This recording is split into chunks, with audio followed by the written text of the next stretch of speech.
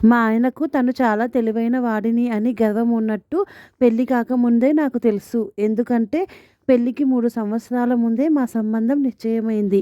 మేమిద్దరం కలిసైతే మాట్లాడుకోలేదు. కానీ వీలున్నప్పుడల్లా ఇద్దరం ఒకరి గురించి ఒకరు తెలుసుకోవడానికి చూస్తూ ఉండేవాళ్ళం. ఆయన గర్వం గురించి మొదటి రాత్రే నాకు తెలిసిపోయింది. అయితే ఆ గర్వం నాకు బాధ కలిగించలేదు. పెళ్ళాం చేత ఎలా ఆదరింపబడాలో, ప్రేమించబడాలో, పెళ్ళాన్నెలా సుఖపెట్టాలో ఆయనకు తెలుసునట. అందుకు కారణం అనుభవమా అని అడగడానికి నాకు మొదటి రాత్రి అయిన కారణంగా మొహమాటం వేసింది. అదీగాక ఆయన పూర్తిగా పెళ్ళాం సుఖం గురించే ఆలోచించే మనిషి గదా అని ఆనందించాను కూడా. అయితే ఆయన తెలివితేటల గురించి నాకు మొదటి రాత్రే అనుమానం వచ్చేసింది. ఎందుకంటే ఆయన నా తొలి రోజు ముగ్ధత్వాన్ని, సిగ్గును బట్టి నేను అమాయకురాలినని లెక్కగట్టేశారు. అందువల్ల నాకు కలిగిన నష్టమేమీ లేదు. కాబట్టి పట్టించుకోలేదు. కాస్త జాగ్రత్తగా ఉంటే భర్త చాలా సుఖపడగలదని నేను అనుకున్నాను. ఆయన అనుకున్న విధంగా అమాయకంగా మసులుతూ ఆయన్ను బోల్తా కొట్టిస్తూ ఉంటే ఆయనకు నాకు కూడా ఇబ్బంది ఉండదు. ఉదాహరణకు భర్తకు తలనొప్పి వచ్చిందనుకోండి. భార్య తలపడితే ఏమీ బాధ లేదు. అది సహజం. కానీ భార్యకు తలనొప్పి వస్తే ఏమండి కాస్త తల పట్టదు అంటే అది భర్త అహాన్ని దెబ్బతీస్తుంది. అలా కాకుండా భర్త ముందో 10 సార్లు ఉన్నదానికంటే 10 రెట్ల తలనొప్పి అభినయిస్తే నేను తలపట్టనా వసు అంటూ ఆయనే ముందుకు వస్తారు. అందుకు లక్ష విధాల అభ్యంతరం చెప్పినా గతిలేక అంగీకరించినట్టు కూడా నటించాలి. అప్పుడు కూడా పాపిష్టిదాన్ని. మీ చేత పట్టించుకుంటున్నాను, సేవలు చేయించుకుంటున్నాను అంటూ బాధపడాలి. అప్పుడు భర్త భార్య అమాయకత్వాన్ని జాలిపడి బ్రతిమాలి ఓదార్చి మరీ సేవ చేస్తాడు. కానీ నోరు విడిచి కాళ్ళు పట్టమన్నా, తల పట్టమన్నా ఎంత మంచి భర్త అయినా మనస్ఫూర్తిగా ఆ పని చెయ్యడు. ఇవన్నీ పెళ్ళై కాపురానికి వెళ్ళాక వేయవలసిన టిక్కులు. అయితే నా భర్త పెళ్ళి కాగానే వేదు కాపురం పెట్టగానే వేసిన టిక్కు, దాని ఫలితం గురించి ఇక్కడ నేను చెప్పబోతున్నాను. ఆ టిక్కు అలా ఫలించడానికి కారణం ఆయన తనకున్న తెలివితేటలు అనుకున్నాడు. నాకు ఉందనే అమాయకత్వం కారణం. మొదటి రోజున ఆయన ఆఫీసుకు గంట లేటుగా వెళ్ళారు. ఇంటికి అరగంట పెందరాలే వచ్చారు. యూనివర్సిటీలో లెక్చరర్ అయిన ఆయన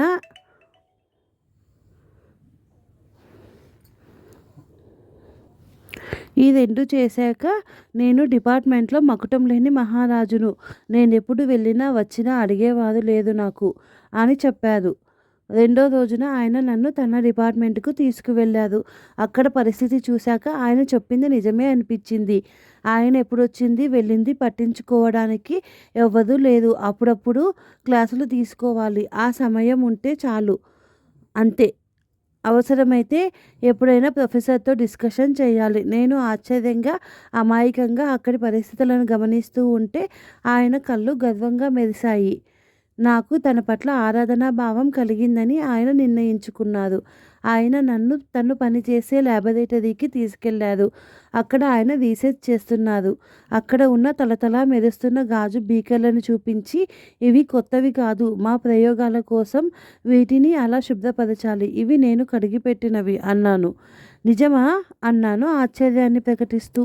నా ఆశ్చర్యంలో అనుమానం కనబడింది ఆయనకు. అప్పటికప్పుడు అక్కడున్న ఓ బీకర్లోని సొల్యూషన్ పారబోసి తను స్వయంగా సోడియం కార్బోనేట్‌తో దాన్ని శుభ్రం చేశారు. నేను చూస్తుండగా దాన్నక్కడ ఆయన కడిగి పెట్టారు. అది తళతళ మెరుస్తోంది. నేను ఆయన చాతుర్యాన్ని అభినందించాను. ఆ తర్వాత ఆయన నా సమక్షంలో ఓ ఎక్స్‌పెరిమెంట్ చేశారు. ఓ సొల్యూషన్‌ని బన్సెన్ బర్నర్ మీద వేడి చేసి దింపి, గాజు కడ్డీతో దాన్ని కలిపి దాంట్లో ఇంకో సొల్యూషన్ పోశారు. తెల్ల పొడి ఆ సొల్యూషన్‌లో నుంచి తేలింది. ఏదో గారడి చూస్తున్నట్టు చూశాను. మూడో రోజున ఆయన నన్ను ఊటీ హోటల్‌కు తీసుకెళ్లారు. ఇది పరిశుభ్రతకు మారుపేరు. పదార్థాల రుచి కాదు ముఖ్యం. ఏ వాతావరణంలో తింటున్నాం అన్నది ముఖ్యం. అందుకే నేనెప్పుడూ ఈ హోటల్‌కే వస్తుంటాను అన్నారు ఆయన. ఆయన అభిరుచిని అభినందిస్తూ ఆ హోటల్‌ను తేరాపారా చూశాను.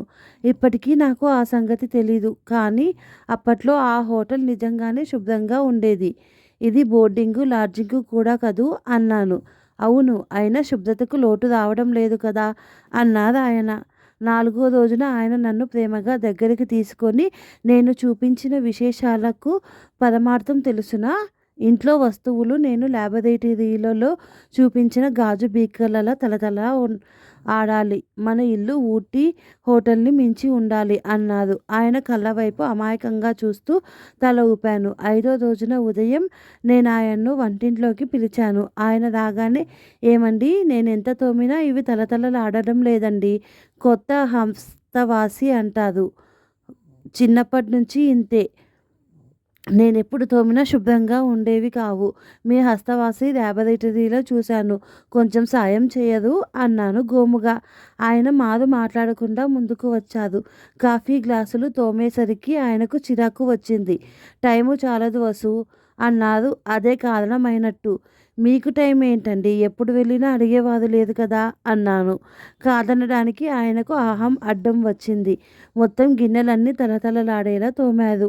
నేను పచ్చడి రుబ్బుతుండగా అన్నం వారుస్తుంటే ఆయన్ను చూడమన్నాను. నాకు తెలియదు వసు అన్నారు ఆయన.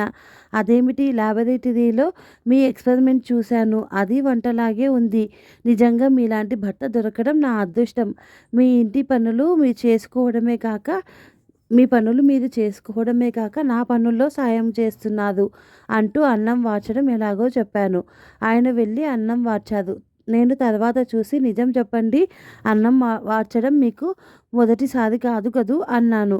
నీ మీద ఒట్టు, ఇదే మొదటిసారి అన్నారు ఆయన. నేనెప్పుడు వార్చినా ఇంత విడివిడిగా వచ్చేది కాదు. ఎలాగైనా హస్తవాసి అన్నాను.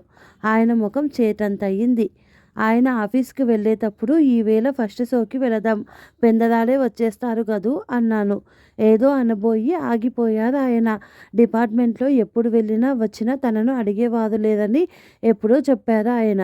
సాయంత్రం ఆయన ఇంటికి వచ్చేసరికి నా అలంకరణ పూర్తయింది. నన్ను చూస్తూనే దగ్గరగా తీసుకొని చాలా బాగా అలంకరించుకున్నావు, నిన్ను చూస్తుంటే అంటూ ఏదో అనబోయి ఇంటి పరిస్థితి చూసి ఆగిపోయారు. ఇల్లు సర్దలేదు నేను.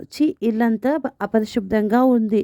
ఇలాంటప్పుడు ఇలాంటి చోట టిఫిన్ ఎలా తినేది అన్నారు ఆయన కొద్దిసేపు చిరాగ్గా.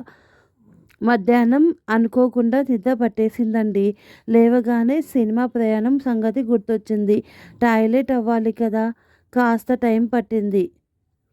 పరిశుభ్ర వాతావరణంలో కానీ టిఫిన్ తినలేదుగా అని టిఫిన్ చేయలేదు. ఊటీ హోటల్లో టిఫిన్ తిని సినిమాకు పోదాం అన్నాను భయాన్ని నటిస్తూ.